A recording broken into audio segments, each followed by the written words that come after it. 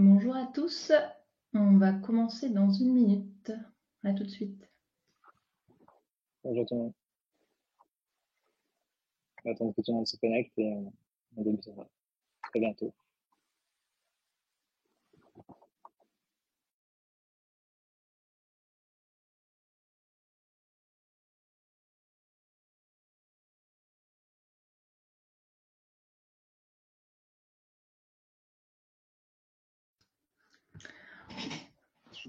Bonjour à tous et à toutes, on va démarrer. Je suis Marine, je suis responsable du marketing produit chez Spendesk et je vous souhaite la bienvenue à ce webinaire sur un sujet qui est de plus en plus crucial pour les entreprises en France, donc le sujet de la facturation électronique.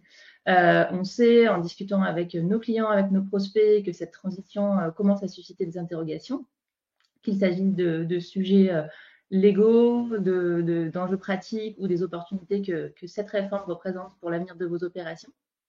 C'est pourquoi aujourd'hui, on voulait vous proposer ce webinaire pour vous expliquer et vous donner de la visibilité sur le positionnement de Spendesk. Notre objectif, c'est bien évidemment de vous accompagner et d'aller au-delà de la réforme en optimisant vos flux opérationnels de la demande d'achat jusqu'au paiement et jusqu'à la mise en comptabilité. Aujourd'hui, j'ai le plaisir de vous présenter Thomas, qui est notre responsable produit, qui est vraiment l'expert chez Spendesk sur les sujets de facturation électronique. Nous sommes ravis de vous avoir parmi nous et nous espérons que ce webinaire vous fournira toutes les clés nécessaires pour préparer cette transition. N'hésitez pas à vous poser toutes vos questions dans le chat et nous y répondrons pendant la session. Et sans plus attendre, je passe la parole à Thomas. Merci Marine. Bonjour à tous.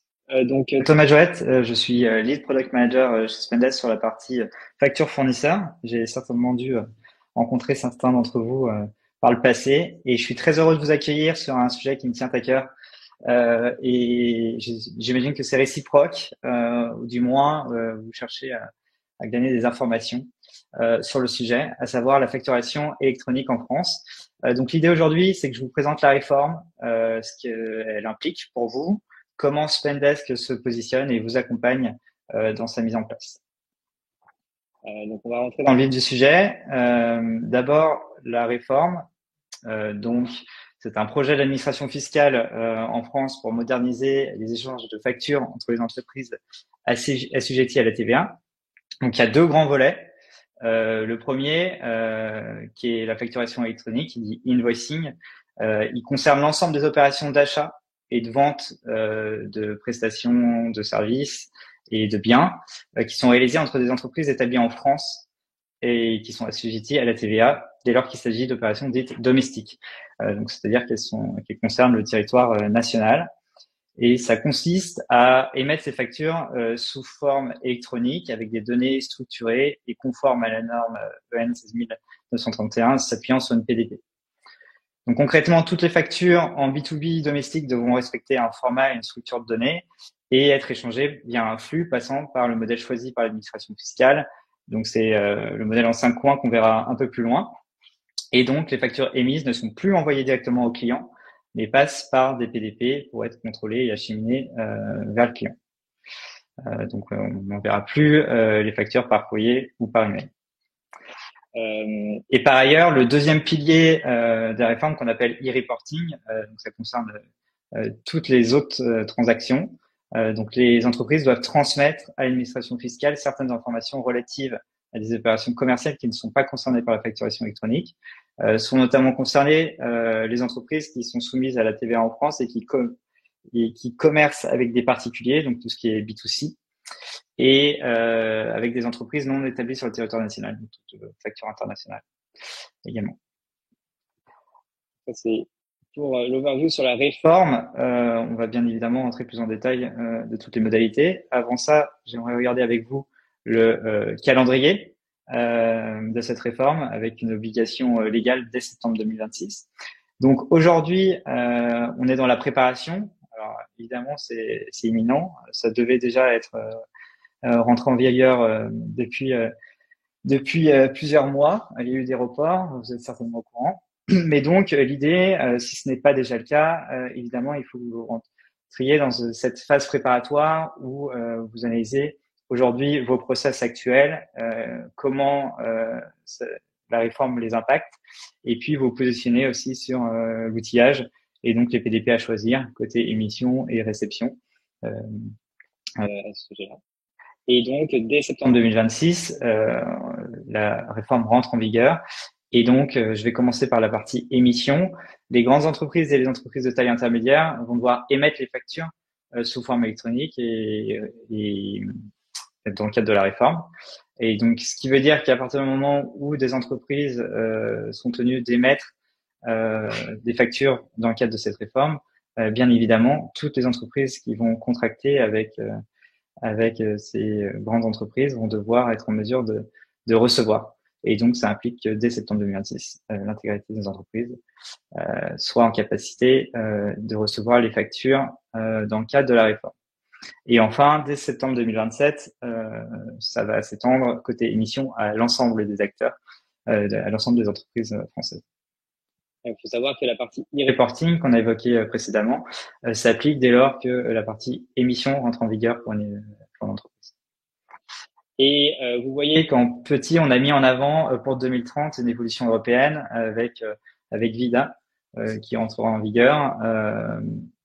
C'est une certaine évolution du modèle national français.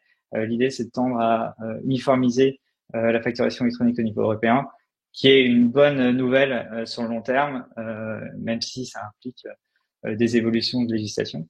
Mais donc nous, on garde en ligne de mire 2030 dans notre conception du produit et on vous tiendra au courant des évolutions à cet égard. Donc, si on rentre plus dans le détail de ce que implique cette nouvelle réforme, ce qu'il faut avoir en tête, c'est que ici, vous avez 3 blocs, mais moi, j'aime bien décrire déjà 2 grands axes. Il y a le format de la facture en tant que tel, et après, il y a le canal de communication qui va changer. Donc, si on regarde tout d'abord le format en tant que tel, il y a 3 formats structurés, donc UBL, C2I et FactureX, qui doivent être respectés. Et donc là, ça vient avec un avantage, c'est qu'il n'y a plus besoin d'OCR. Donc l'OCR, c'était chez nous Marvin, par exemple, qui venait extraire les informations, qui venait reconnaître des caractères avec des formats structurés. Donc c'est les formats XML. Sans rentrer dans le détail de ce que sont ces formats, c'est des formats avec des balises et donc on sait exactement quelles données figurent où dans le document, et donc ce qui permet juste de lire le document sans essayer de reconnaître ce qu'il contient, et donc ça nous permet d'avoir une information 100% fiable et vérifiable quand on a une facture qui rentre dans l'outil, et d'avoir toutes les factures qui suivent ces mêmes conventions. Dans ces formats structurés, il y aura des données obligatoires. Donc évidemment, aujourd'hui, quand on émet une facture, il y a des données obligatoires à respecter, mais déjà, ça s'étend. Le nombre de données obligatoires, et surtout aujourd'hui il n'y a pas de moyen automatisable pour bien vérifier l'intégralité de ces données, donc le format structuré le permet. Il y aura des obligations en termes de statut à communiquer, parfois côté émission, parfois côté réception, donc avec 3 grands statuts: déposer, rejeter, refuser, encaisser. Donc déposer, encaisser, c'est côté émission, donc communiquer l'information que le statut de ces statuts-là, et côté réception, côté rejeté et refusé. Et avec évidemment aussi un stockage, on en parlera un peu plus en détail plus tard. Et le grand changement, c'est le nouveau mode de transmission, parce qu'on pourrait communiquer des nouveaux formats, mais qui pourraient continuer à être envoyés par mail ou par courrier plus difficilement, ce genre de format. Donc, on a de nouveaux modes de transmission avec ce qu'on appelle des solutions de dématérialisation partenaires, les PDP, qui va faire le lien avec l'administration fiscale et la DGFiP. C'est clé dans cette réforme, et surtout pour des acteurs comme Spendesk dans les outils que j'utilise. Et donc, on vous a schématisé, donc ça c'est le schéma officiel dans le cadre de la réforme, le nouveau modèle, donc le modèle en 5 points que j'évoquais précédemment. Donc ici sur le schéma, vous allez voir en vert les acteurs historiques des échanges de factures, les fournisseurs et les acheteurs. Vous allez voir en bleu les acteurs publics, donc l'administration fiscale. Et en rose, vous allez voir les PDP, donc les plateformes de dématérialisation partenaires. Donc l'idée, c'est que à partir du moment où un acheteur a contracté avec un fournisseur et que le fournisseur va vouloir émettre une facture, il va devoir passer par sa PDP. Donc les deux acteurs ont leur propre PDP. Ils ont fait chacun le choix d'un acteur pour émettre et recevoir leur facture. Et donc le fournisseur, par sa PDP, va émettre la facture. Il va interroger l'annuaire des entreprises, qui est un service qui est fourni par l'État, donc un annuaire qui lui permet de dire telle entreprise, vous devez adresser la facture à tel PDP. Donc il interroge l'annuaire lui retourne l'information et après il envoie directement la facture au PDP de l'acheteur, du client. Et ensuite, l'acheteur va pouvoir venir consulter dans son PDP l'ensemble des factures qu'il aura reçues des fournisseurs. L'information sera extraite grâce au format structuré et il pourra aussi communiquer les statuts obligatoires et même des statuts additionnels recommandés aux fournisseurs par l'intermédiaire de sa plateforme. Donc ça, c'est le schéma. De manière générale, on regardera plus en détail derrière avec Spendesk dans l'équation. Donc, si on regarde, on regarde plus en détail le rôle d'une PDP, nous on a résumé avec 5 grands points ici, mais concrètement, donc on a un ensemble de devoirs en tant que PDP, donc de permettre l'échange des factures dans les formats du socle minimal, donc c'est ce que j'évoquais, l'UBL, C2I, Facture X, la gestion des cycles de vie avec la mise à jour des statuts du cycle. Les statuts obligatoires que je vous ai évoqués, mais après avec qui peut être complété avec d'autres statuts recommandés. La vérification des factures en émission et en réception, c'est-à-dire qu'il va y avoir notamment grâce à ce format structuré la vérification que la facture est conforme et contient bien les informations obligatoires, conformité fiscale des factures, l'interopérabilité qui est un concept clé de cette réforme qui est nécessaire pour qu'elle fonctionne d'ailleurs, avec la consultation et la mise à jour de l'annuaire que j'évoquais juste précédemment, sans utilisation à des fins commerciales évidemment, puisque ça pourrait être une des dérives et donc ce sera regardé de très près. La transmission des données à l'administration fiscale dans les délais impartis, donc à la fois avec l'aide à la préparation du e-reporting, mais également la transmission de cet e-reporting à l'administration fiscale. Et enfin, l'archivage sécurisé, donc on se doit de conserver les factures et les messages de cycle de vie que l'on traite pour le compte des entreprises. On se doit d'être certifié ISO 27001 avec aussi les notions d'RGPD qui vont avec. Et l'accès aux données doit être limité aux personnes basées dans l'Union européenne, ce qui implique un hébergement conforme, donc soit par ses propres moyens, soit avec un hébergeur sous-traitant Secnum Cloud. Voilà. On va pas rentrer dans le détail technique, mais c'est des contraintes qui sont indispensables pour être accrédité. Et puis aussi mettre en œuvre un accès très sécurisé pour les utilisateurs, qui est spécifié dans le cadre de la réforme. Donc ça, c'est le rôle d'une PDP. Et nous, Spendesk, on vous accompagne en tant que PDP. Donc, on met en avant notre expertise en tant que membre du Forum national de la facturation électronique, où se concertent les acteurs privés et publics sur la mise en place de cette réforme. Donc, ça fait plusieurs années que ça existe et qu'on participe. On a été accompagné également par Cyril Sotro, qui est président du FNFE et de l'AFNOR maintenant. Et nous, donc là, nous communiquons officiellement sur ce point-là. Nous devenons PDP avec un dossier d'accréditation pour devenir une plateforme de dématérialisation partenaire. Et au-delà des devoirs que j'évoquais d'une PDP, on investit aussi sur un scope fonctionnel intégral du Procure to Pay.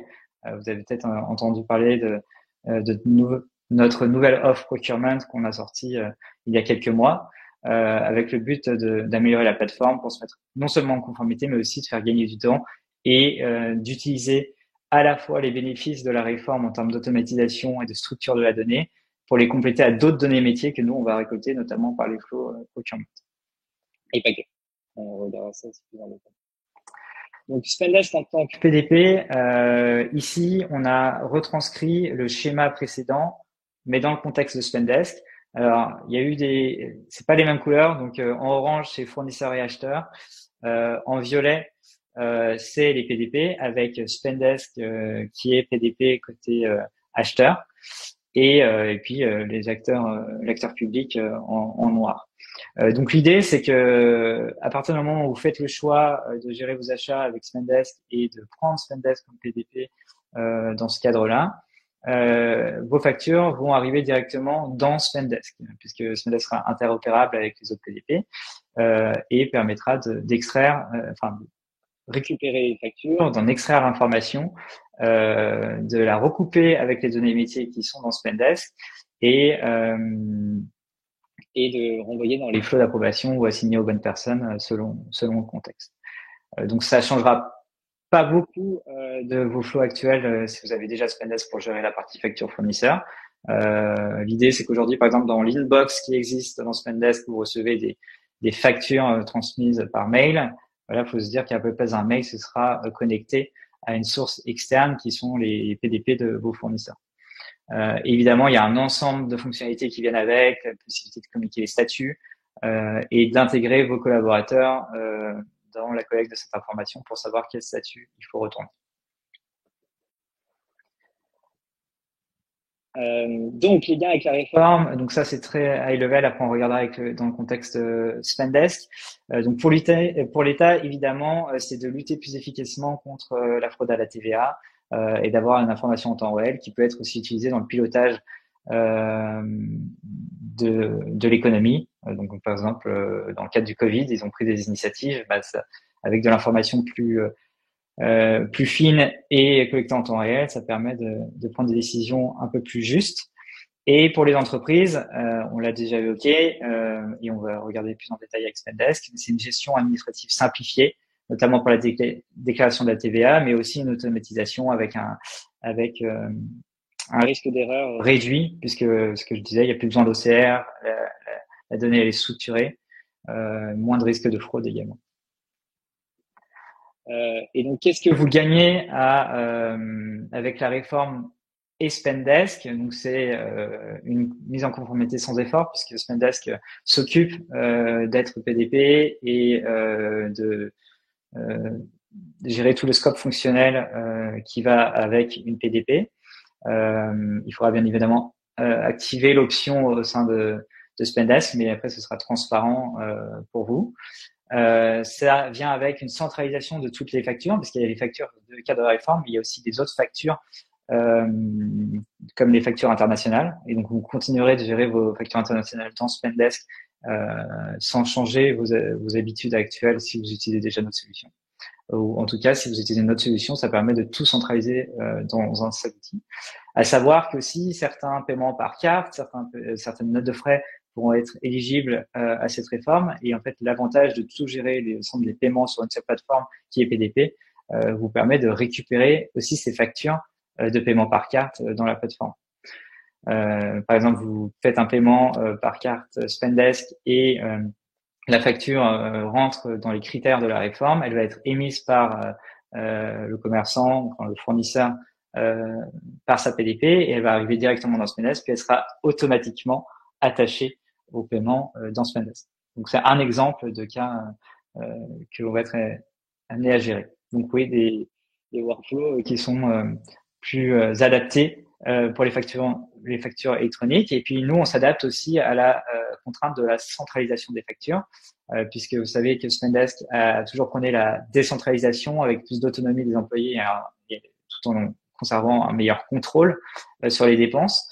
Aujourd'hui, la législation implique une centralisation, mais donc sur cette centralisation, nous allons pouvoir décentraliser les flux, si vous le souhaitez, en permettant d'assigner plus intelligemment aux bonnes personnes l'information, grâce à notamment au fait de recouper avec les données métiers que je vous évoquais. Par exemple, si vous avez les bons de commande, savoir qui a créé le bon de commande et donc l'interroger dans le process et que ce soit plus fluide en termes de process de traitement des factures. Et bien évidemment, le second match en partie. Et donc, c'est ce qu'on met en évidence sur ce dernier point, et toujours les workflows avancés d'approbation et de procurement que vous utilisez déjà, le paiement directement depuis Spendesk. D'ailleurs, à ce sujet, on va sortir, on vient d'avoir les paiements internationaux qui peuvent être émis depuis la plateforme Spendesk. Je crois qu'il y a un webinaire qui est prévu à ce sujet, si ça vous intéresse. Le reporting sur les dépenses et un accompagnement de nos clients. Donc, j'ai voulu schématiser également rapidement les flows, donc ce qu'on vous permet de faire dans Spendesk. Donc tout à droite, au bout de la chaîne, c'est la gestion des factures, une fois qu'on les collecte, et donc ça rentre dans la réforme, et on va bénéficier de cette réforme en termes d'automatisation. Mais ça se complète avec tout le process en amont, et de l'engagement. Et donc nous, on offre aussi cette brique, et donc en fait la compatibilité des deux et le recoupement des deux permettent de gérer d'autant plus finement et d'automatiser d'autant plus la gestion de vos paiements fournisseurs. Et donc, 3 grands points à retenir sur cette réforme. Donc, d'une, c'est l'information importante, c'est que Spendesk devient PDP pour vous accompagner sur la réception de vos factures électroniques. La date clé, c'est septembre 2026, et nos équipes sont disponibles si vous avez la moindre question sur ce sujet après ce webinaire. Donc, on vient de passer l'ensemble de la présentation. Maintenant, on va pouvoir passer en revue vos questions. Je vais regarder le chat, c'est des questions. Alors, ouais. Thomas, il y a pas mal de questions. J'ai répondu sur des questions sur Spendesk qui devient PDP. Il y avait une question sur est-ce qu'on a soumis notre dossier d'accréditation. Donc, on est en train de le soumettre. Il y a une question sur les notes de frais. Est-ce que les notes de frais sont à intégrer dans la réforme?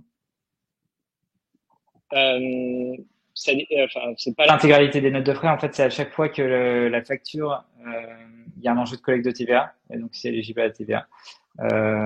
Il faudra passer par les flots de la réforme. Donc il y a la gestion des doublons, par exemple, parce que en fait, si l'employé gère, donc si vous voulez collecter la TVA sur la facture, mais que l'employé a déjà avancé avec un paiement personnel et que la facture a été émise dans un cadre B2C, il va pouvoir quand même demander à émettre la facture à nouveau, donc comme un doublon. Ça, c'est un cas d'usage qui est spécifié dans la réforme, pour qu'elle soit émise auprès de l'entreprise dans le cadre de la collecte de la TVA. Et ça, c'est quelque chose que Spendesk va gérer, notamment. Donc oui, il y a certains frais, il y a un ensemble de critères pour définir si la facture doit passer par le cadre de la réforme. Et dans ce cas-là, nous, on permettra de gérer de manière plus simple, puisqu'on pourra permettre de faire venir la facture directement vers le bon employé pour qu'il puisse soumettre sa note de frais. Ok, il y a une question de Florence sur Spendesk et la gestion des avoirs fournisseurs. Florence demande, à date, Spendesk ne traite pas automatiquement les avoirs fournisseurs.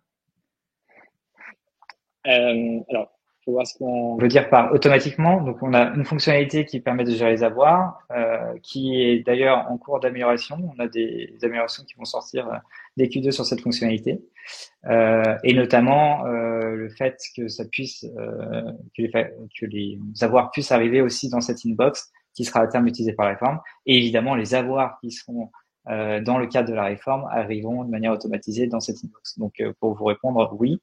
Et en plus, en parallèle de ça, on est en train d'améliorer la fonctionnalité existante pour les avoirs hors réforme. Donc oui. Je peux être rassuré sur ce point. Après, une autre question qui est plus sur la gestion internationale. Pour les clients qui résident dans certains pays comme le Luxembourg qui ont déjà opté par la facture électronique, le déversement se fera automatiquement sur le site du Luxembourg. Ça, c'est une question? Oui, c'est une question. Enfin, non, il n'y a pas de question. Mais... Alors, je ne connais pas la réforme du Luxembourg, je pourrais regarder plus en détail.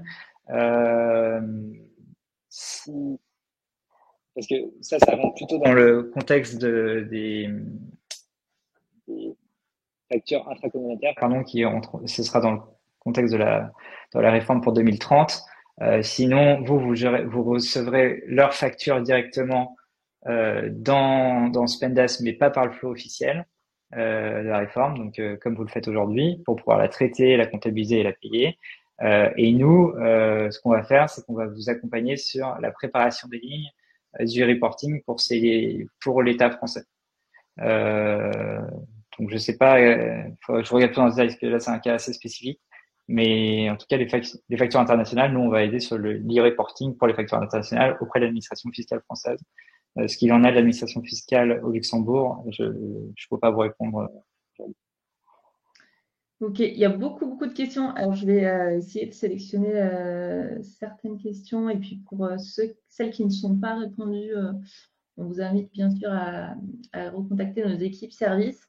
Je pense une question qui va intéresser tout le monde sur le pricing de Spendesk sur ce sujet PDP. Est-ce que ce sera une option qui sera comprise dans le prix ou ce sera une offre additionnelle? Là, je peux répondre. On a prévu que ça soit compris dans votre offre Spendesk, donc il n'y aura pas de coût additionnel si vous avez déjà une offre Spendesk.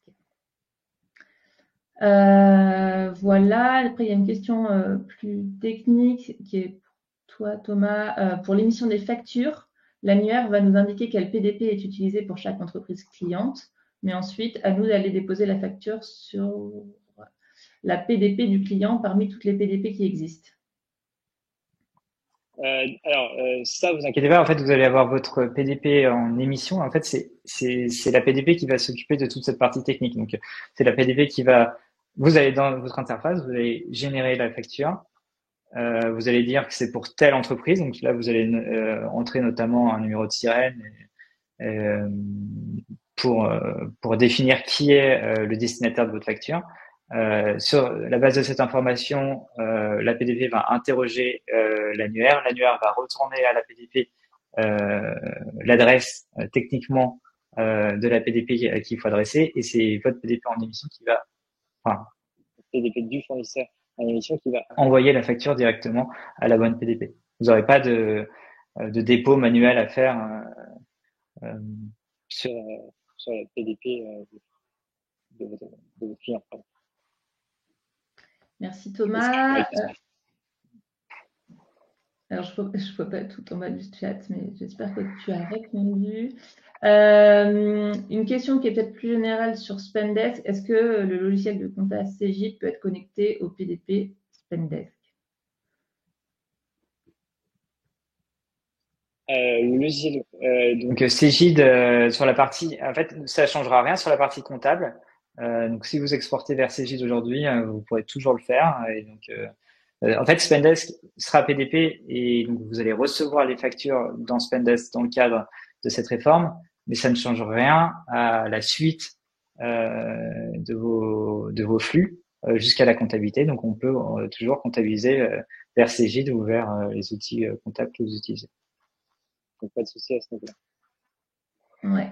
Je reviens sur une question de date posée par Linda Blanc sur les différentes dates d'obligation en fonction de la taille de l'entreprise. Ce qu'il faut vraiment retenir, c'est qu'en septembre 2026, l'obligation est pour les PME, c'est la réception, enfin pour toutes les entreprises en fait, c'est la réception. Et l'obligation d'émission pour les PME, elle va arriver en septembre 2027. Donc il y a vraiment 2 dates, mais en tout cas la première échéance à retenir, c'est septembre 2026, donc l'année prochaine pour la réception. Il nous reste 1 minute. Donc il y a une question sur Spendesk n'est pas encore référencé sur les PDP préimmatriculés. Oui, en effet, mais ça sera le cas dans les prochaines semaines. Exactement. Je confirme. C'est en cours. Voilà, après il y a une question, les associations non soumises à la TVA sont-elles concernées? Non, il y a une exception sur les associations sur la partie facturation électronique. Ok, et je propose qu'on prenne une dernière question. Est-ce que Spendesk peut se plugger avec un logiciel de facturation pour récupérer les factures destinées à nos clients sur votre plateforme PDP et la transmettre à nos clients? Donc, Ça pour aujourd'hui, dans le cadre de la enfin, nous, on se concentre sur la partie achat et réception, donc on ne vous fournira pas la possibilité d'émettre vers vos clients. Ça ne veut pas dire qu'on ne va pas évoluer un jour, mais en tout cas, dans le cadre de la réforme pour 2026, ce sera pas inclus. Ok, je vois qu'il est déjà midi et qu'il y a encore beaucoup de questions. On a prévu de communiquer très régulièrement sur ce sujet et ce qu'on va faire, là, vu qu'il y a beaucoup de questions, on va préparer une FAQ et on s'assurera de l'envoyer à nos clients pour que vous ayez réponse à toutes les questions qui sont importantes pour vous. Je ne sais pas si Thomas, tu vois une dernière question auquel tu veux répondre maintenant. Mais bon, comme il y en a beaucoup, je propose qu'on fasse vraiment un document dédié.